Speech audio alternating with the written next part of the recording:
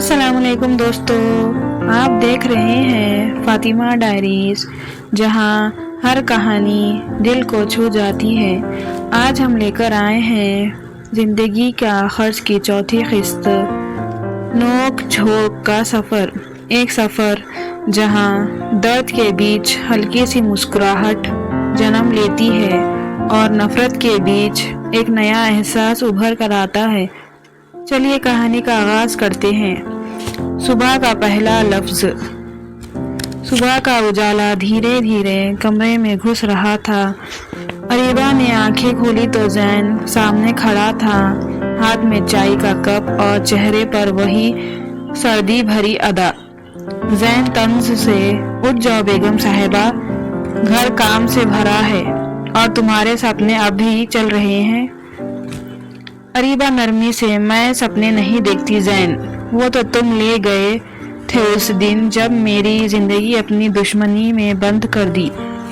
زین نے کپ رکھ کر تھوڑا مسکراتے ہوئے کہا، تمہاری زندگی تو تم نے خود برباد کی، مجھے تو صرف تماشا دیکھنا تھا۔ اریبہ چپ نہ رہی، اس نے جذبات میں کہا، تماشا تب بنتا ہے زین جب دل میں کچھ محسوس ہو۔ تمہارے دل میں نہ محبت بچی ہے نہ سکون۔ زین نے آنکھیں موڑ کر کہا، بس اتنا سمجھ لو، سکون مجھے صرف تمہاری تکلیف سے ملتا ہے۔ اریبہ نے اس کی طرف دیکھا، لیکن اس بار آنسو نہیں، ایک چھپی ہوئی طاقت تھی اس کے چہرے پر۔ گھر کی گرمی۔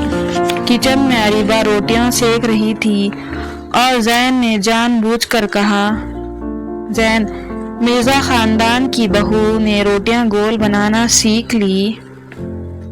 اریبہ تیکھے لہجے میں، سیکھ لیا، اب خوش ہو جاؤ، یہ کمپلینٹ لکھوں کہیں۔ زین حیران ہو گیا اس کی حرکت پر۔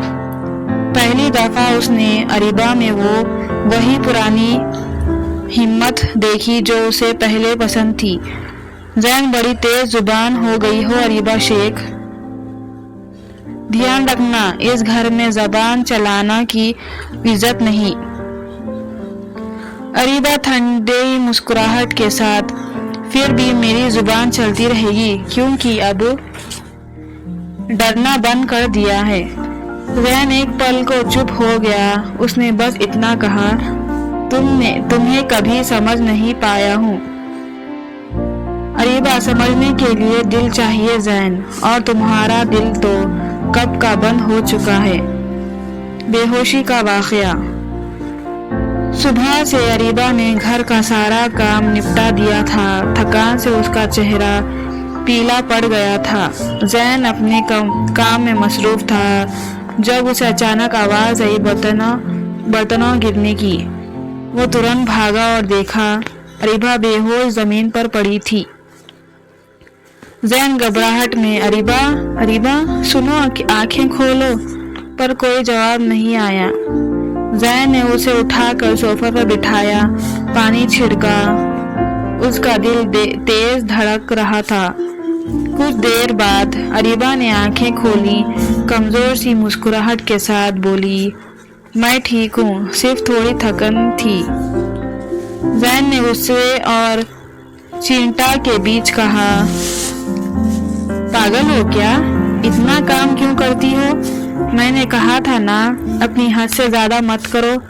اریبہ نے دھیرے سے کہا، تمہیں کیا فرق پڑتا ہے زین؟ زین چپ ہو گیا، اس کے دل میں پہلی دفعہ ایک عجیب سا خوف تھا، جیسے کچھ کھو جانے کا ڈر۔ رات کا سکون۔ رات کو ہوا میں ٹھنڈک تھی۔ زین بالکنی میں کھڑا تھا اور اریبہ چپ کر اسے دیکھ رہی تھی۔ اس کے چہرے پر وہ غصہ نہیں تھا جو ہمیشہ ہوتا تھا، کچھ اور تھا، جیسا ایک پرانی یاد کی جھلک۔ اریبہ دھیرے سے بولی، زین، اگر تمہیں اتنی ہی نفرت تھی تو مجھے اپنے پاس کیوں رکھا؟ زین نے پل بھر چپ رہ کر کہا، شاید تمہارے جانے سے میرے بدلے کا مزہ چلا جاتا۔ اریبہ آنسو بھری آواز میں، تم نے محبت کا مزہ نہیں لیا زین، تم نے بس درد کا ذریعہ بنا لیا مجھے۔ زین نے اس کی طرف دیکھا لیکن کچھ بولو نہیں. وہ پہلی دفعہ خاموش تھا، جیسا لفظ اس کے گلے میں اٹک گئے ہو. اختتام، روشنی اور اندھیرا. صبح کا اجالا پھر سے چھایا.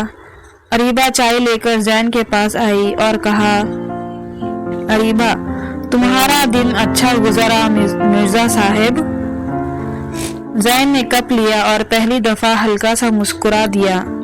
زین، تم بدل گئی ہو اریبہ شیخ.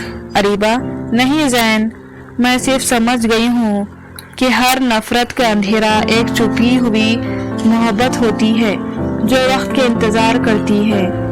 زین نے کپ رکھ کر دھیرے سے کہا، دیکھتے ہیں وقت کس کا انتظار کرتا ہے. ان کے بیچ اب بھی دوری تھی لیکن اس دوری میں پہلی دفعہ ایک نرم مسکراہٹ تھی اور کہانی نے اپنی پہلی روشنی دیکھ لی.